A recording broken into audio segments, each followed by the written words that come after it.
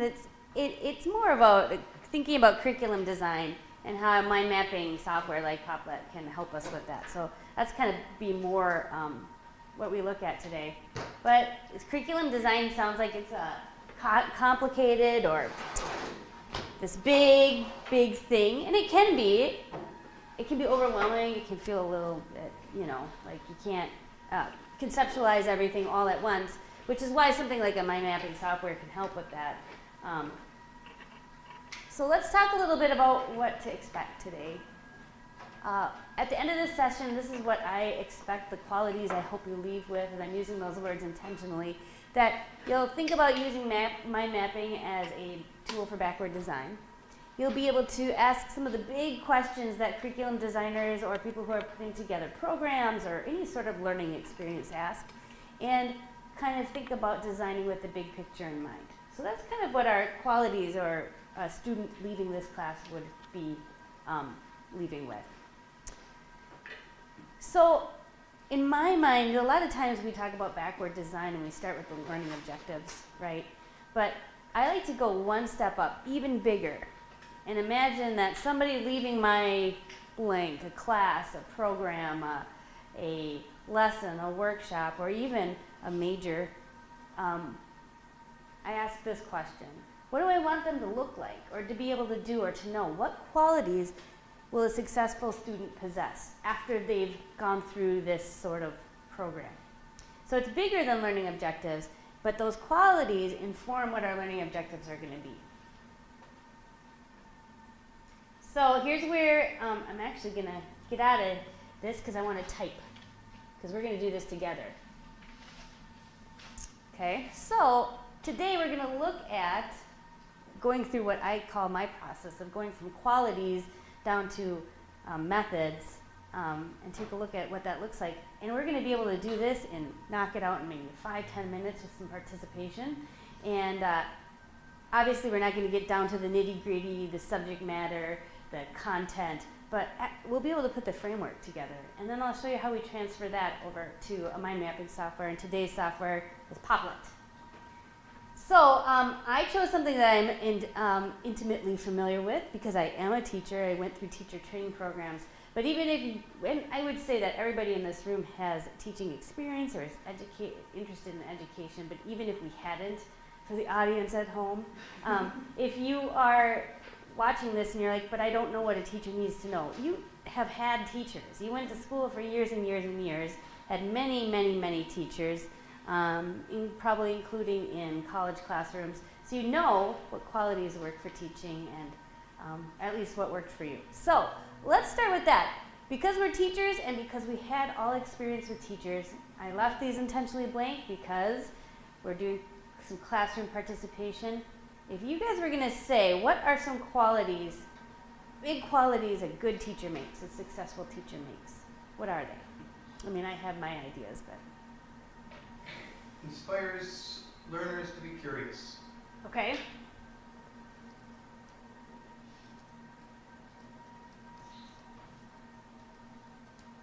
Okay. Inspiring or motivating. This might be a sub-point of that, but that they care about subject matter and about the students. Well, I think those are two qualities. Okay. That they are we'll call it subject, and that might not work for elementary school teachers, but they are subject matter experts. Well, not just something an expert, but that it's something that they are passionate about, right? That it's, you can put subject matter expert, because that's also important, right? But Risk takers? well, but I just mean that their subject matter isn't boring to them, right? Passionate. Because, Okay. So passionate. Yeah. I put passionate down, and I think, Margaret, what you said is connects and cares about learners. Yeah. Anything else? Risk takers. Okay.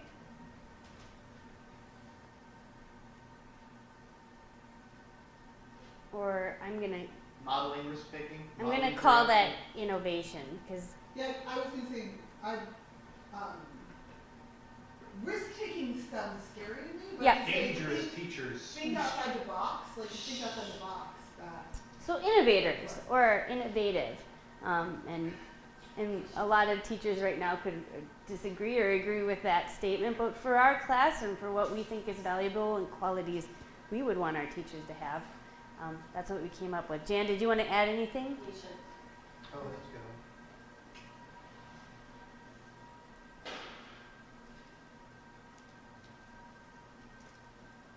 And I'll just leave that there for right now, because it doesn't have to be. We have it all here. Oh, quality 5. Okay, cool.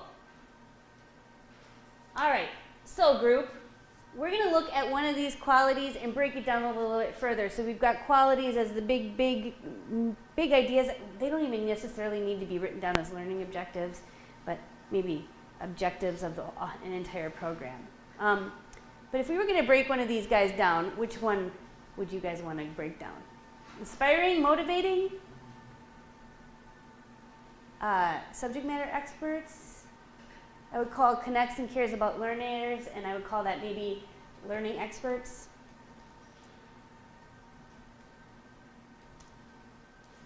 Anybody have an opinion? Inspiring and motivating. Okay, let's do it. Thanks, Max. So Max said that he is interested in breaking down quality 1, which is inspiring and motivating. So this is where we start to get into the learning objectives. When we, kind of the language that we use at AT or academic technology is absorb, do, connect. I like to take it a little bit further and say, what do they need to know? What do they need to think about, maybe connect with, and what do they need to be able to do? So if you were a new teacher and you needed to get to be the quality of inspiring and motivating, what are some things you might need to know? I'm going to grab the door.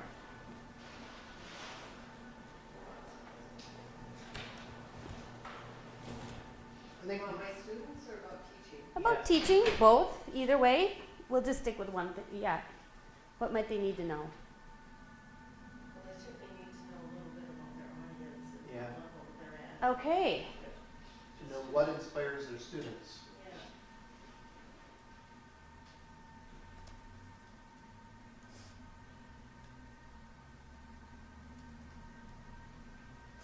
Yeah. And the funny thing about that is really good teachers kind of have an innate sense of how to connect with people.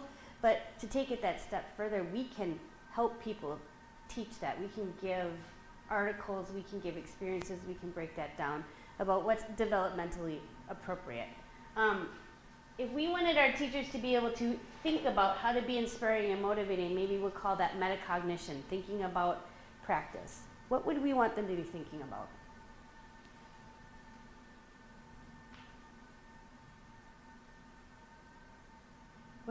What would be top of mind? I know for me what happens when I get frustrated at students. I'm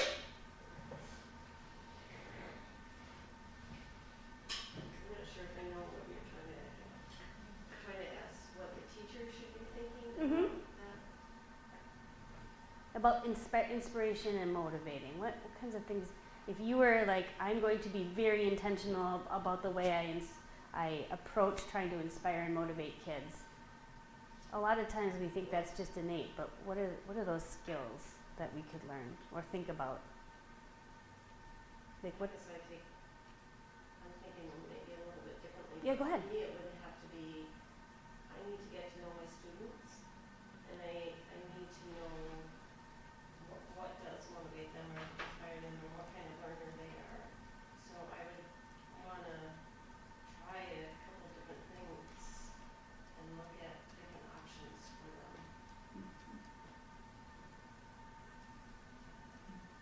I'm going to make that a little bit broader and say, think about how to find out about our students' stories, and then we take that down as we get further down and think about strategies about how to do that. And that can be a little bit further down. And if you were going to say, and maybe there isn't a do for this, but what would a person who is inspiring and motivating a teacher, what would they be doing? What kinds of actions would they be having? What kinds of things could they practice? Asking, listening, Okay? paying attention.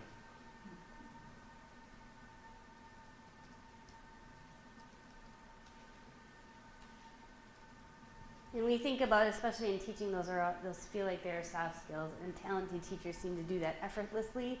But again, I think that we could build curriculum to develop that. So we could say that for quality number 1, we have some learning objectives already. That learning objectives 1, students will be able to identify developmentally appropriate motivational tactics for this group. Maybe learning objective 2, which may even still be an apply. Students will be able to apply skills to find out about their students, what motivates them, their personal stories, and thinking about who they are on a personal level. And maybe learning objective 3 is students will be able to identify and apply active listening skills, so that we can build curriculum out of that, and that becomes some learning objectives, just from identifying our qualities. Okay, we're going to break that down a little bit further. One more. And we're going to say quality number 1, they needed to know what was developmentally appropriate.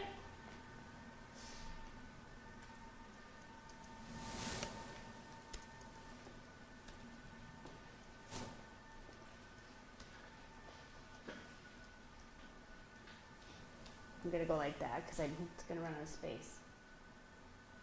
So this is where we get to methods. Or this is where we get to activities. This is the point of our curriculum building, where we start having to be subject matter experts and know where to go.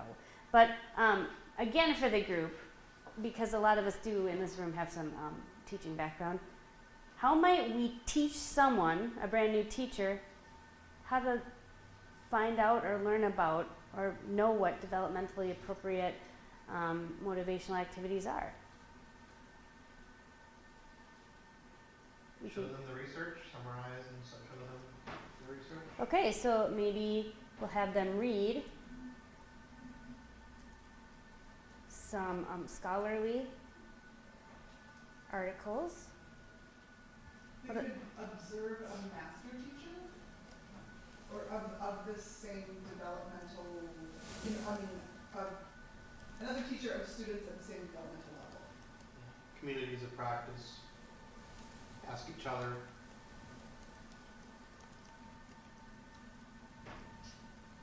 Okay, any other activities or anything that, right now, these are sort of, we have kind of a teacher-led thing where I'm giving you something to read.